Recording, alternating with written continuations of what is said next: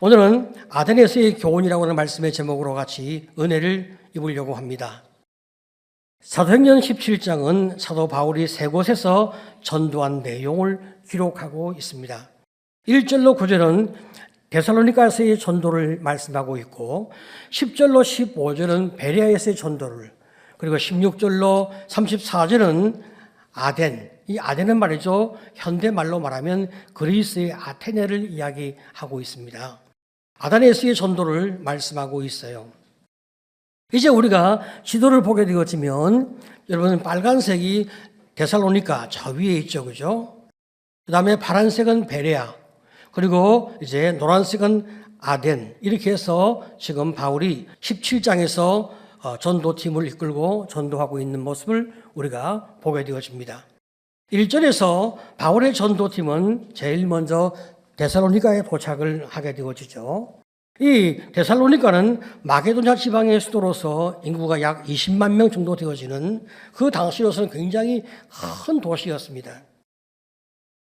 바울은 먼저 안식일에 회당에 가서 말씀을 전하게 되어지는데, 여러분, 바울이 회당에 가서 말씀을 전할 때는 언제나 공식이 있어요. 첫 번째는 구약 성경에서 이제 예언되어진 메시아에 관련된 말씀을 쭉 찾아서 말씀을 해석합니다. 그리고 구약에서 오리라 약속하신 그 메시아가 바로 지금 이 땅에 오신 예수 그리스도, 바로 그분이 우리의 메시아임을 증거해 주고 있습니다.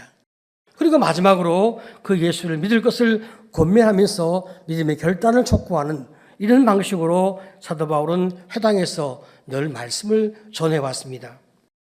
바울의 설교를 들은 많은 사람들 가운데서 경건한 헬라인의 큰 무리와 지부인들이 예수를 믿기 시작했어요.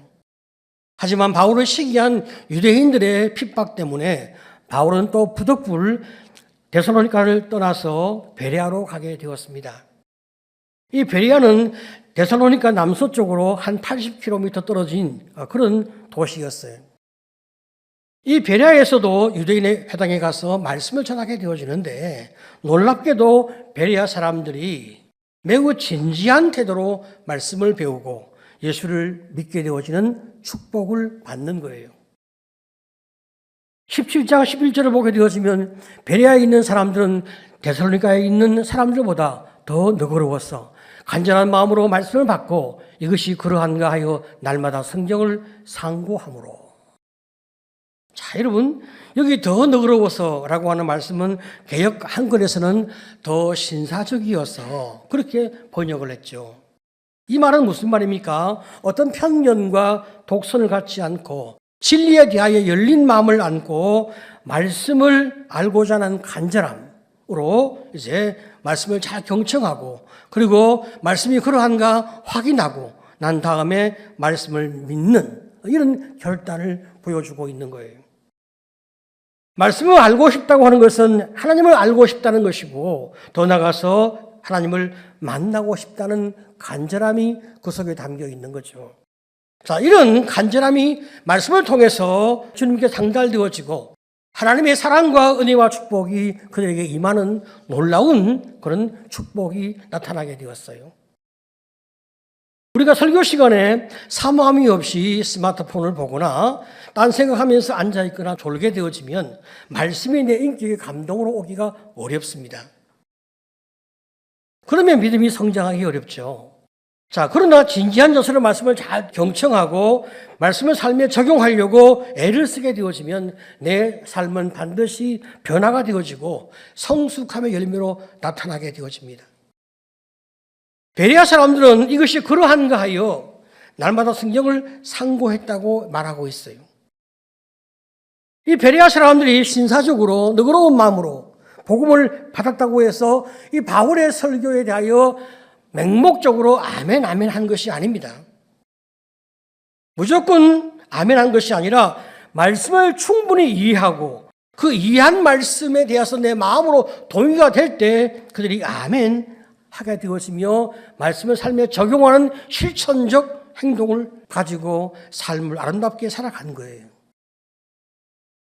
제가 이 베레아 사람들이 어떻게 해서 이렇게 참 형통해지고 하나님 은혜 가운데 살게 되었나? 그 과정을 정리해서 제가 6단계로 제시를 했어요. 그 말씀이 사실인지 아닌지 우리가 분명히 알기 위해서 설교를 잘 경청하고, 그리고 스스로 성경을 연구하면서 말씀의 의미를 확인하고, 그런 다음에 실제로 자기 삶에 그 말씀을 그대로 적용을 하고, 그리고 말씀대로 살면 과연 결과가 있는지 자기의 삶의 결과를 점검합니다. 자, 그러면 하나님이 내 삶을 축복하시는 놀라움이 확인되어진단 말이죠. 그때 6번째로 믿음이 더 성장하고 신앙이 더 견고해지면서 하나님이 내 하나님이라고 강력하게 그 마음 가운데 임재하게 되죠. 이쯤 되어지면 그의 삶이 엄청나게 변하는 성숙의 열매를 가져오게 됩니다. 자, 이렇게 말씀을 확실하게 이해하고 삶에 적용하는 사람은 믿음이 흔들리지가 않죠. 베레아에서 많은 사람들이 예수를 믿게 되어지니까 그 이후에 데살로니가에서 바울을 핍박했던 유대인들이 지금 바울이 어디에 갔을까? 베레아에 가서 지금 또 큰 역사를 베풀고 있다고 소식을 듣게 되어지니까 바울을 핍박하기 위해서 베레아까지 또 원정 핍박을 오는 거예요. 하지만 이 베레아 사람들은 유대인의 그 선동과 그 거짓말에 흔들리지 않는 거예요. 말씀을 확실하게 배운 사람들이기 때문에, 말씀 중심이 분명히 서 있는 사람이었기 때문에 유대인의 거짓 선동에 흔들리지 아니하고 복음과 바울에 대한 신뢰가 분명하게 세워지게 되었어요. 그래서 베레아 사람들은 유대인이 참 바울을 해치지 못하도록 바울을 잘 숨겨서 다른 지역으로 갈 수 있도록 이끌어 주었어요. 바울은 베레아에서 이제 아덴으로 가게 되어집니다. 이때 바울과 함께했던 실라와 디모데는 베레아에 남아서 아주 약한 교회를 돕는 사역을 하게 되었습니다. 나중에 실라와 디모데가 다시 아덴까지 왔을 때 바울은 이들을 다시 데살로니가에 있는 약한 교회와 그리고 빌립보에 있는 약한 교회를 각각 더 섬길 수 있도록 그들을 또 파송하게 되었어요. 그리고 아덴에서 바울은 계속 혼자 전도 사역을 하게 되었습니다. 아덴은 요즘 지명으로 말하게 되어지면 아테네죠. 헬라 문명의 가장 중심되는 그런 도시가 아테네입니다. 1200년의 역사를 가진 도시인데요. 이 아테네는 문학과 철학, 과학과 수사학 등이 발달되었고 민주주의의 기초가 발원된 곳이 바로 아테네입니다. 로마의 점령으로 그 기세가 한풀 꺾였지만 점령 국가인 로마는 그 당시에 가장 발달되어진 문화인 헬라 문화를 계속 이어가는 정책을 사용하게 됩니다.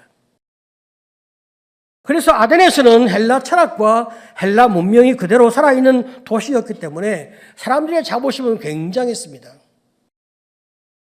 지금도 헬라 문화는 전 세계에 영향을 주고 있어요.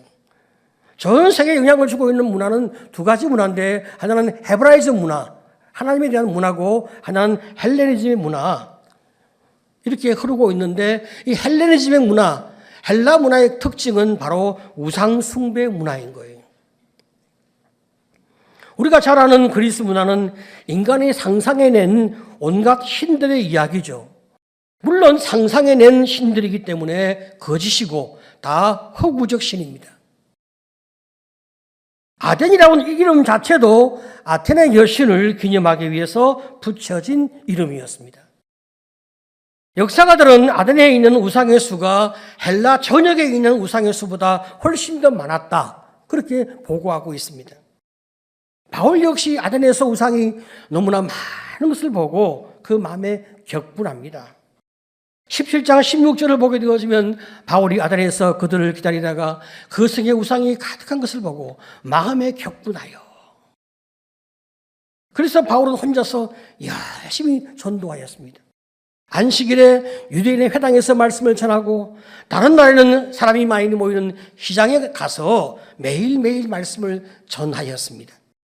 그런데 그냥 말씀을 전한 것이 아니고 사람들에게 기독교 신앙에 관하여 변론을 하였습니다. 17장 17절을 보게 되었으면 회당에서는 유대인과 경건한 사람들과 또 장터에서는 날마다 만나는 사람들과 변론을 하니. 왜냐하면 말이죠, 이 아덴은 철학자들이 너무나 많이 있는 도시이기 때문에 논리적인 접근을 통해서 복음을 전달하는 방식을 취하게 되었습니다. 당시의 철학자들은 에피쿠로스와 스토아 철학자라고 성경은 말씀하고 있어요.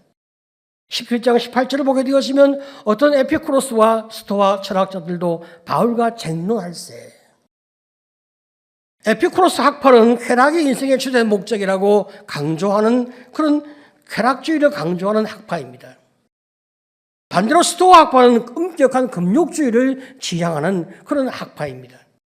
그런데 이 철학자들은 직업적인 철학자들로서 다른 일은 전혀 하지 아니하고 오직 토론만 즐기는, 지적인 유희를 즐기는 사람들의 삶의 모습이 바로 이런 철학자들의 삶이었어요. 그들은 날마다 새로운 지식을 듣는 것을 좋아했습니다. 17장 21절을 보게 되었으면 모든 아덴 사람과 거기서 나그네 된 외국인들이 가장 새로운 것을 말하고 듣는 것 이외에는 달리 시간을 쓰지 않음이더라. 이 철학자들이 말이죠, 바울을 보니까 자신들이 모르는 예수에 대한 이야기를 하는 거예요. 얼마나 많이 호기심이 생기겠습니까? 그래서 바울을 붙들어서 아레오바고에 이제 세우게 되었습니다. 17장 19절을 보면 그를 붙들어 아레오바고로 가며 말하기를 내가 말하는 이 새로운 가르침이 무엇인지 우리가 알 수 있겠느냐. 이 아레오바고는 야외 법정 같은 곳인데요. 바울이 재판받는 것은 아니지만은 공식적인 자리에 바울을 세워서 그의 말을 듣고자 하는 그런 이제 움직임이었습니다. 바울이 이 사람들에게 복음을 전하려고 하는데 어떻게 접근하고 있을까요? 보통 바울은 이제 회당에 가서 설교할 때는 구약에서 메시아의 말씀을 뽑고 그 메시아의 그 약속된 그 예언된 메시아가 바로 이제 우리에게 오신 예수 그리스도이심을 증언하면서 예수를 믿도록 결단하는 이런 설교를 늘 해왔단 말이죠. 그런데 지금 이 사람들은 말이죠, 성경에 대하여 전혀 아는 바가 없는 거예요. 자, 그러니까 이 참 사람들에게 바울이 무엇을 통해서 복음을 전하려고 하는가? 그들이 익숙한 문화를 가지고 옵니다. 17장 22절을 보게 되어지면 바울이 아레오바고 가운데 서서 말하되 아덴 사람들아 너희를 보니 범사에 종교심이 많도다. 아덴이 말이죠, 우상이 너무나 많은 것을 빗대어 종교심이 많다, 그렇게 이야기를 하는 거예요. 이것은 칭찬의 말이라기보다는 그들의 현실을 있는 그대로 이야기하되 긍정적으로 접근을 하는 거죠. 하지만 바울은 그들이 갖고 있는 종교심이 다 헛된 것이어서 결국 그들이 잘못된 것을 믿고 있음을 깨우쳐 주고자 하는 목적을 갖고 있어요. 그 대표적인 잘못된 것이 무엇이냐? 그들은 알지 못하는 신까지 섬기는 거예요.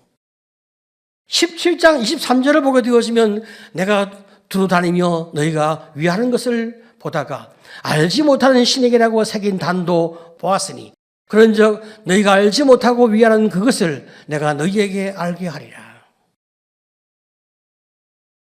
아덴 사람들은 수많은 우상을 섬기면서 심지어 자신들이 알지 못하는 신까지 섬겼습니다. 왜냐하면 어떤 신이라도 이제 신이 있다면 우리가 그들에게 제사를 지내지 아니하면 그들이 기분 나빠서 자신들에게 해를 주면 어떠하나, 이런 두려움 때문에 알지 못하는 신까지 섬긴 거예요. 그런데 이제 사도 바울이 너희가 알지 못하는 신이 누군지 내가 이제 정확하게 알려주겠다, 이렇게 접근하면서 창조주 하나님을 소개하기 시작하는 거예요. 바울의 이 설교는 하나님을 믿지 못하는, 알지 못하는 불신자에게 하나님을 이해시키고 믿게 하기 위한 최고의 접근이고 설교죠. 17장 24절을 보게 되어지면 우주와 그 가운데 있는 만물을 지으신 하나님께서는 천지의 주제시니 손으로 지은 전에 계시지 아니하시고 지금 너희가 알지 못하는 신이라고 한 것이 하나님인데 그분은 우주 만물을 말씀으로 창조하신 하나님이시라고. 그런데 그분은 너무나 전능하시고 너무나 위대하셨어. 너희가 만든 웅장한 신이라 할지라도 하나님을 그곳에 가둘 수가 없다. 우리 하나님은 그런 하나님이시다. 그러면서 17장 25절에 또 무엇이 부족한 것처럼 사람의 손으로 섬김을 받으시는 것이 아니니 이는 만민에게 생명과 호흡과 만물을 신이 주시는 이심이라. 아덴 사람들은 말이죠, 신들을 기쁘게 해야 인간을 괴롭히지 않고 저주하지 않는다고 생각을 했습니다. 그래서 신상 앞에 음식을 갖다 놓고 제사를 드리며 여러 많은 제사 행위를 하였습니다. 이것은 그 신의 성격이 만약에 고약한 신이 있거나 그 신이 뭔가 부족한 것이 있어서 그 부족함을 우리가 돕지 아니한다면 우리에게 해가 되지 않겠냐. 그래서 신들을 돕기 위해서 이런 많은 노력을 하게 되어지면 신들이 감동을 해서 우리에게 복을 줄 거다. 만약 그렇지 않다면 우리에게 해를 주게 되어진다면 얼마나 우리 삶이 어려워지겠냐. 이런 생각을 가지고 그들 나름의 신들을 섬기는 이런 행동을 하는 거예요. 그러나 우리 하나님은 그런 신들과는 차원이 다른 하나님이시란 말이죠. 아무런 부족함이 없는 전능하신 하나님, 창조주 하나님이시란 말이에요. 그러면 우리가 이렇게 신앙생활을 하는 것은 하나님의 어떤 부족을 도와드리려고 신앙생활을 하고 있냐? 그게 아니죠. 우리의 신앙생활은 하나님이 주신 은혜와 사랑과 축복에 대하여 감사해서 주님의 뜻에도 순종하려고 우리가 우리의 신앙을 주님 앞에 올려드리고 있죠. 예배드리고 말씀에 따라 살려고 하는 우리의 모든 이 순종의 삶이 더 깊어지고 더 진실하고 아름다워질수록 우리가 더 형통해지고 행복해지기 때문에 우리는 열심히 신앙생활을 감당하고 있단 말이죠. 믿으시기를 축복합니다. 아멘. 그런 다음 바울은 헬라인들에게 이제 유명한 시인의 시적 표현을 빌어서 이렇게 설명합니다. 17장 28절 이하를 보면 우리가 그를 힘입어 살며 기도하며 존재하느니라. 너희 시인 중 어떤 사람의 말과 같이 우리가 그의 소생이라 하니 이와 같이 하나님의 소생이 되었은즉 하나님을 금이나 은이나 돌이나 사람의 기술과 고한으로 새긴 것들과 같이 여길 것이 아니니라. 지금 말이죠. 그 당시에 이 헬라 사회 가운데서 어떤 유명한 시인이 있었는데 그 유명한 시인이 이제 우리는 그의 소생이라 라고 하면서 어떤 알지 못하는 어떤 신들에 대한 암시가 있단 말이죠. 그런데 이제 그 소생이 이제 근본이 누구냐라고 말할 때 사도 바울은 하나님이다 말이죠. 우리는 하나님의 소생이야. 그들이 일반적으로 알고 있는 그 문화와 그 단어와 시까지 사도 바울을 인용하면서 그걸 가지고 와서 지금 복음을 전하고 있는 거예요. 바울은 성경에만 능통한 것이 아니라 헬라 문화에도 굉장한 지식을 가지고 있고 헬라 문화에 아주 익숙한 사람으로서 그들의 문화를 가지고 하나님을 소개하고 있으니 얼마나 멋진 변론을 하고 있습니까? 이렇게 바울이 복음을 전할 때 성경 이야기와 성경적인 용어만 가지고 복음을 전한 것이 분명히 아님을 우리는 보게 되어지는 거예요. 복음을 듣는 사람들의 상황과 문화와 배경을 고려해서 그들이 가장 잘 이해할 수 있도록 하기 위해서 그들의 언어와 문화를 사용하여 복음을 전하는 이런 방식을 채택하고 있습니다. 우리가 이 땅에서 복음을 전할 때 성경적인 용어만 가지고 이제 우리가 복음을 전하려고 하면 처음 복음을 듣는 사람의 입장에서는 무슨 말인지 전혀 모를 수가 있잖아요. 그래서 세상 사람이 사용하고 있는 용어와 문화를 통하여 접근하는 것도 매우 중요한 접근이죠. 지금 바울이 이런 방법으로 전도에 대한 접근을 하고 있습니다. 자, 그리고 마지막에는 결단을 촉구하는 거예요. 17장 30절을 보게 되어지면 알지 못하던 시대에는 하나님이 간과하셨거니와 이제는 어디서든지 사람에게 다 명하사 회개하라 하셨으니. 자, 30절에 알지 못하던 시대. 여러분, 이때는 말이죠. 예수님이 이 땅에 오시기 전 구약시대를 말씀하고 있어요. 그때는 말이죠. 하나님이 인간 구원에 관하여 간과하셨다. 그렇게 말씀하십니다. 하나님이 간과하셨다고 하는 것은 완전하게 용서하신 것이 아니라 일단 덮어두고 넘어가 두었다. 이런 말씀이죠. 구약시대는 짐승의 제물로 제사를 드렸습니다. 그 짐승의 피는 인간의 죄를 완전히 용서할 능력이 없단 말이죠.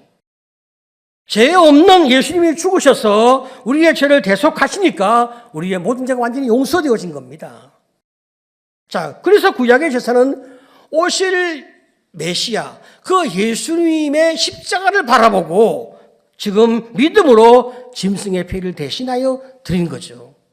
그러니까 예수님이 오셔서 십자가에 못 박혀 죽으실 때까지는 일단 믿음으로 짐승의 제물을 드린 것을 일단 인정하고 그것을 계속 넘어가 주는 이런 간과하심의 시대가 구약 시대였던 거예요.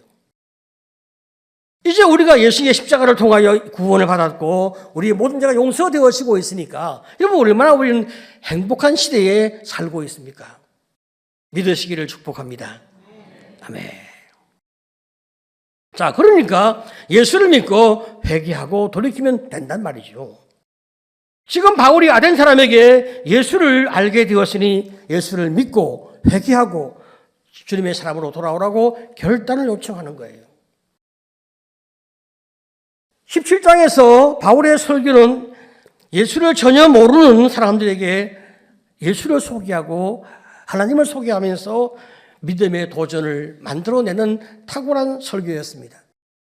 정교한 논리와 문화적 접근을 통해서 설교했지만 자, 그 결과는 사실 큰 열매를 거두지는 못했어요.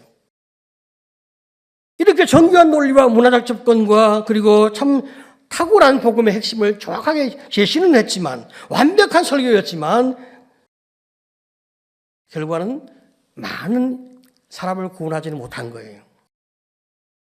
17장 34절을 보게 되어지면 몇 사람이 그를 가까이 하여 믿으니 그 중에는 아레오바고 관리 디오누시오와 다마리라라고 하는 여자와 또 다른 사람들도 있었더라. 소수의 사람이 바울의 설교를 듣고 예수를 믿게 되었습니다.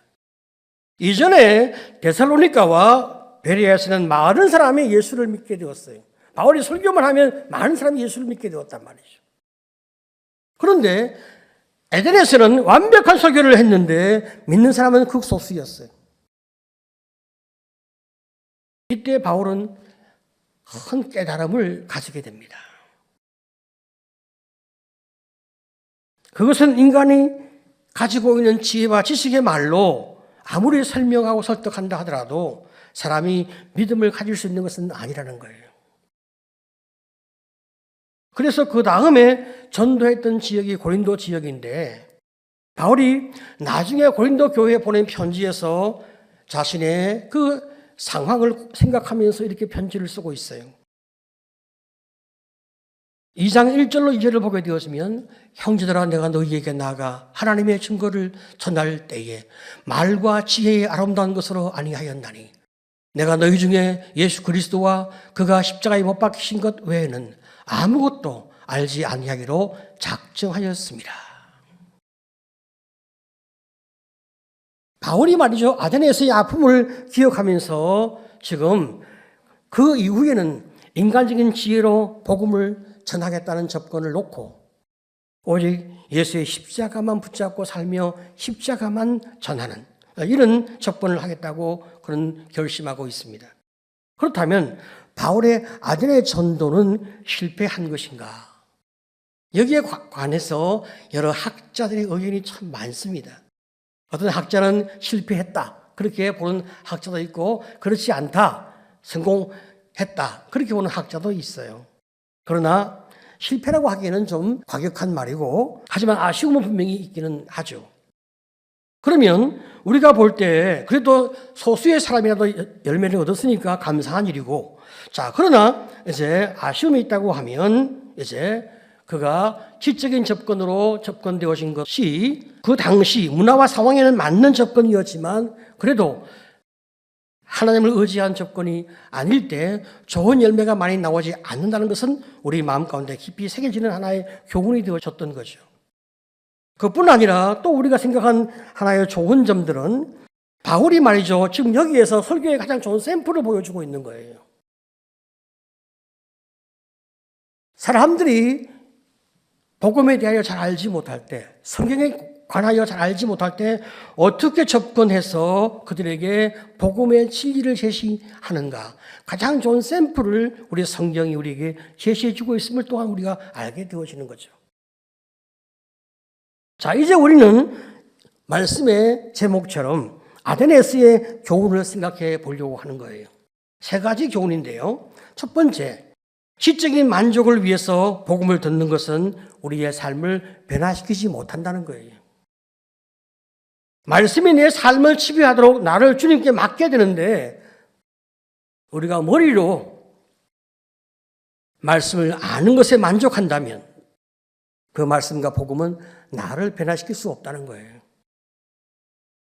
우리가 목장에서 말씀 나눌 때에 깨달은 것만으로 말씀을 나눈다면 그 말씀이 내 삶을 변화시키지 못합니다. 늘 아는 이야기만 하는 거예요. 오늘도 이렇게 설교를 들었다. 오늘도 이렇게 설교를 깨달았다. 새로운 교훈이 있었다. 자, 그걸로 우리 삶이 변하냐? 그렇지 않다는 거예요. 베레아 사람들은 말씀을 듣고 그러한가 생각해 보고 난 다음에 말씀이 맞을 때 자기 삶에 적용하는데 회개하면서 적용을 하였습니다. 그리고 계속 변화의 삶을 살기 위하여 점검하고 또 점검하는 노력을 해나갔습니다. 그때 말씀이 우리의 삶과 인격을 변화시키는 성숙함의 열매를 우리가 맛보게 되죠. 두 번째 교훈은 자기 생각으로 꽉 차 있으면 복음에 들어가기 어렵다 하는 것을 우리가 다시 확인하게 되죠. 에피쿠로스 학파와 스토아 학파라고 하는 세상 철학의 생각이 꽉 차 있는 사람, 세상에 어떤 것으로 꽉 차 있는 사람, 여러분 복음에 들어갈 자리가 없어요. 사람은 누구나 자기 편견과 오해가 있을 수 있습니다. 그런데 그 편견과 오해가 너무나 클 때는 하나님 말씀이 그 마음 깊이, 생각의 깊이까지 못 들어가는 거예요. 그러면 그의 삶을 진정한 의미에서 변화시킬 수가 없단 말이죠. 이럴 때는 베레아 사람처럼 내 생각을 놓고 말씀에 따라서 우리가 살아가려고 하는 자기 혁신과 회개와 결단이 있을 때 내 삶이 변화의 삶으로 만들어질 수 있습니다. 전능하신 하나님이 우리 하나님이시고 그분께 내 인생을 맡기기만 하면 변화의 삶, 축복의 삶이 내게 주어지는데 어정쩡하게 살아가는 삶의 길을 걷는 인생은 얼마나 불행한 인생입니까? 저는 우리 성도들이 다 성령 충만하며 행복하고 성공적인 삶을 사는 성도가 되시기를 간절히 축복합니다. 아멘. 세 번째 교훈은요, 바울의 여러 도시에서 전도한 결과를 볼 때 성공도 있지만 그리고 실패나 어려움도 있다는 것을 우리가 알게 되는 거예요. 데살로니가와 베레아에서는 말이죠, 많은 사람이 예수를 믿었습니다. 그런데 핍박은 아주 심하였습니다. 하지만 에덴에서는 말이죠, 핍박이 전혀 없었습니다. 마음껏 복음을 전할 것 같습니다. 그런데 오히려 많은 열매를 얻지 못했습니다.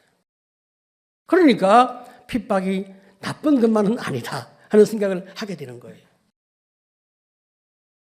여러분, 우리는 이런 삶의 맥락을 통해서 우리의 인생을 생각해 볼 때 우리는 자꾸만 모든 것을 단순하게 보는 그런 시각들이 있어요. 하나가 좋으면 모든 게 다 좋아야 하지 않냐. 반대로 하나가 나쁘면 내 인생은 다 망했다고 보는 그런 어리석은 시각, 이런 시각에 우리가 많이 잡혀 있습니다. 인생은 그렇게 단순하지 않거든요. 하나님은 우리의 삶에서 하나가 좋아도 우리가 너무 교만하지 않도록 하기 위해서 다른 부분에서 실수가 있도록 허락을 합니다. 또 하나가 나쁘다고 다 나쁘도록 그렇게 우리를 이끌어가지 않습니다. 우리가 주님을 의지하게 되어지면 소망과 위로를 얻고 회복될 수 있도록 또 주님이 우리의 삶에 은혜를 주신단 말이죠. 그래서 우리는 잘 될 때 감사하고 부족한 것에 대하여 주님을 의지하는 거예요. 우리가 예수 안에만 있기만 하면, 예수만 붙잡기만 하면 우리의 삶에는 언제나 형통과 기쁨과 축복이 주어지기 때문에 우리가 점점 더 주님께 가까이 갈 수 있도록 하나님 우리에게 은혜를 주시는 것입니다. 전도의 열매와 실패에 대하여도 우리가 생각을 좀 많이 수정할 필요가 있습니다.